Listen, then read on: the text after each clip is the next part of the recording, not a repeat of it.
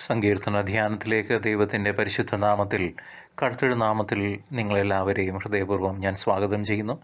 ദൈവജനമേ, വചനം കേൾക്കുവാനും അതിൽ മറഞ്ഞിരിക്കുന്ന സത്യങ്ങൾ ധ്യാനിക്കാനുമായി ഒരുമിച്ച് കൂടിയിരിക്കുന്ന ഈ അവസരത്തിൽ നമ്മുടെ സ്വർഗീയ പിതാവിൻ്റെ മഹത്വത്തെ ആരാധിക്കുവാനും നമ്മെ ഇപ്പോഴും ജീവിപ്പിക്കുന്ന അവിടുത്തെ അനന്തകരുണയ്ക്കും ദയയ്ക്കും നന്ദി അറിയിക്കാനുമുള്ള അവസരമാണ്.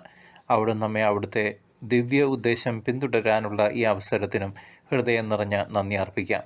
നമ്മുടെ പിഴവുകളും പാപങ്ങളും തുറന്ന് സമ്മതിച്ച് അവിടുത്തെ ക്ഷമയും കൃപയും തേടാം. ദൈവവചനം മനസ്സിലാക്കുവാനും അതിലെ സത്യങ്ങൾക്കായി നമ്മുടെ ഹൃദയവും മനസ്സും തുറക്കുവാനും സ്വർഗീയ ജ്ഞാനം നൽകണമേ എന്നും അപേക്ഷിക്കാം. നമ്മുടെ വാക്കുകളിലും പ്രവൃത്തികളിലും ചിന്തകളിലും ദൈവത്തെ മഹത്വപ്പെടുത്തുന്ന ജീവിതം നയിക്കുവാൻ പരിശ്രമിക്കാം. സഹോദരങ്ങളെ, അവിടുന്ന് ഏൽപ്പിച്ച ദൗത്യം പരിശുദ്ധിയോടെ പൂർണ്ണതയോടെ നിറവേറ്റുവാൻ കരുണ തേടാം. ലോകമെമ്പാടുമുള്ള അനേകം ആവശ്യങ്ങൾക്കായി കർത്താവിൻ്റെ സ്നേഹവും സമാധാനവും സംരക്ഷണവും യഥാസമയത്തെത്തുവാൻ നമുക്ക് പ്രാർത്ഥിക്കാം. കർത്താവെ, ഞങ്ങളുടെ ഈ യാചനകൾ ദയാപൂർവം ശ്രവിച്ച് ഉത്തരമരുളണമേ. ആമേൻ. പരിശുദ്ധാത്മാവെ, എഴുന്നള്ളി വരണമേ. കർത്താവെ, ഇതാ ഞങ്ങൾ അവിടുത്തെ വചനത്തിനായി കാതോർക്കുന്നു. ഞങ്ങളിൽ വന്ന് നിറയണമേ. 133 സങ്കീർത്തനം. സഹോദരരുടെ ഐക്യം. സഹോദരർ ഏകമനസ്സായി ഒരുമിച്ച് വസിക്കുന്നത് എത്ര വിശിഷ്ടവും സന്തോഷപ്രദവുമാണ്. അഹറോൻ്റെ തലയിൽ നിന്ന് താടിയിലേക്ക് ഇറങ്ങി അങ്കിയുടെ കഴുത്തുപട്ടയിലൊഴുകുന്ന അമൂല്യമായ അഭിഷേക തൈലം പോലെയാണ് അത്.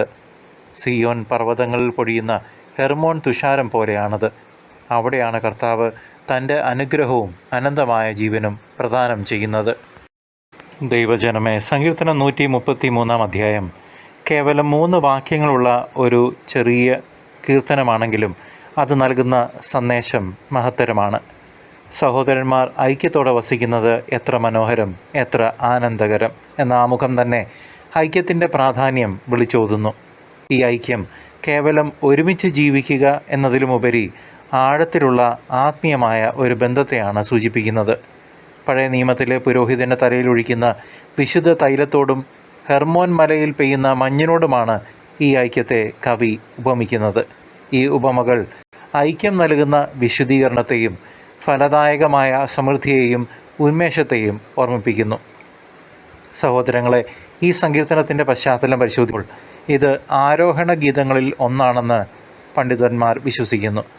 അതായത്, ഇസ്രായേൽ ജനം യെരുശലേമിലെ ദേവാലയത്തിലേക്ക് തീർത്ഥാടനം നടത്തുമ്പോൾ ആലപിച്ചിരുന്ന ഗീതങ്ങൾ.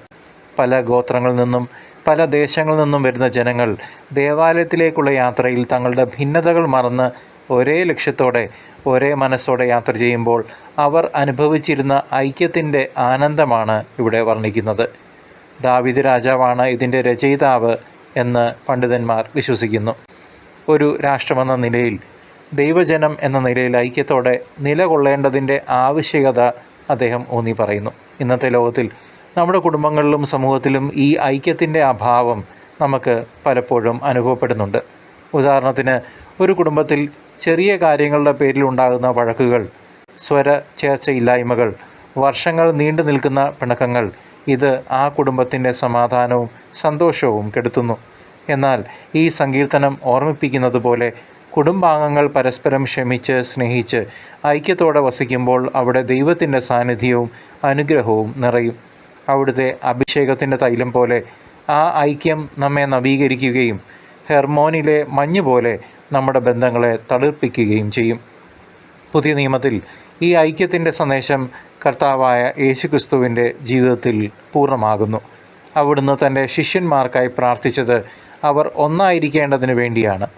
യേശുവിൻ്റെ പെരുമാറ്റത്തിലും എല്ലാവരെയും ഒരുപോലെ കാണുന്ന രീതിയിലും പാപികളെയും അശുദ്ധരെയും ചേർത്ത് പിടിക്കുന്നതിലും ഈ ഐക്യത്തിൻ്റെ സന്ദേശം വളരെ പ്രകടമായിരുന്നു.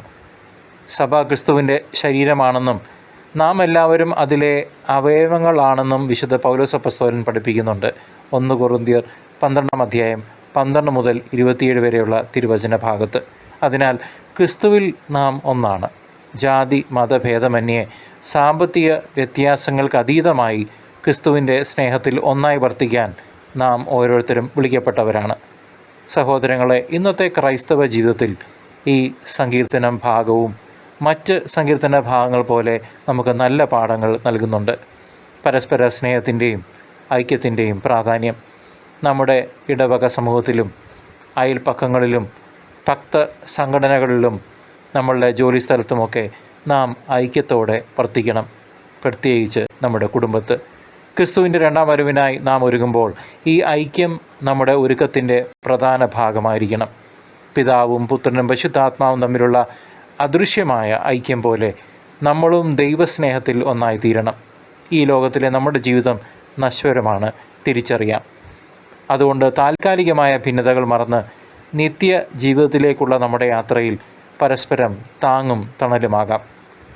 ദൈവം വാഗ്ദാനം ചെയ്തിരിക്കുന്ന നിത്യജീവനും അനുഗ്രഹവുമാണ് ഈ ഐക്യത്തിൻ്റെ പരമമായ ഫലം. യഹോവ അവിടെ അനുഗ്രഹവും ജീവനും എന്നേക്കുമായി കൽപ്പിച്ചിരിക്കുന്നു. ഈ ഭൂമിയിൽ ഐക്യത്തോടെ ജീവിക്കുന്നവർക്ക് സ്വർഗത്തിൽ നിത്യമായ ജീവൻ ലഭിക്കുമെന്ന് ഈ വചനം ഉറപ്പു നൽകുന്നു.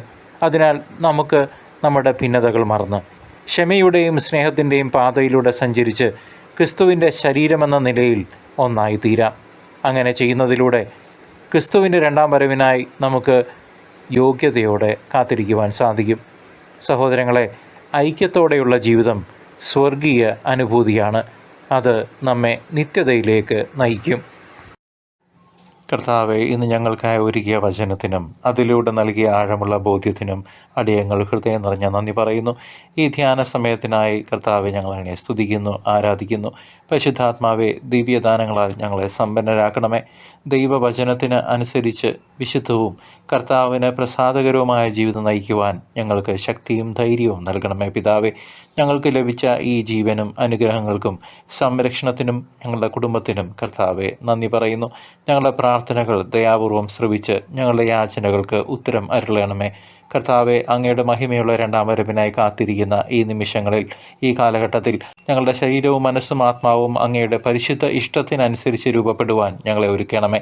ഞങ്ങളെയും ചുറ്റുമുള്ളവരെയും അങ്ങയുടെ കൃപയാൽ നിറച്ച് അങ്ങയുടെ സ്നേഹത്തിൻ്റെയും നീതിയുടെയും ജീവസാക്ഷികളായി, സത്യസാക്ഷികളായി ഞങ്ങളെ മാറ്റണമേ. യേശു ക്രിസ്തുവിൻ്റെ മഹത്വമുള്ള നാമത്തിൽ പിതാവെ ഞങ്ങൾ അപേക്ഷിക്കുന്നു. ഞങ്ങളുടെ യാചനകൾ കേട്ടറിയണമേ. ആമേൻ. പ്രിയ സഹോദരങ്ങളെ, ക്രിസ്തുവിൻ്റെ സ്നേഹം അറിയാത്ത ഒരാൾക്കെങ്കിലും ഈ വചന ധ്യാനം പങ്കുവയ്ക്കുമല്ലോ. ദൈവം നിങ്ങളെ സമൃദ്ധമായി അനുഗ്രഹിക്കട്ടെ.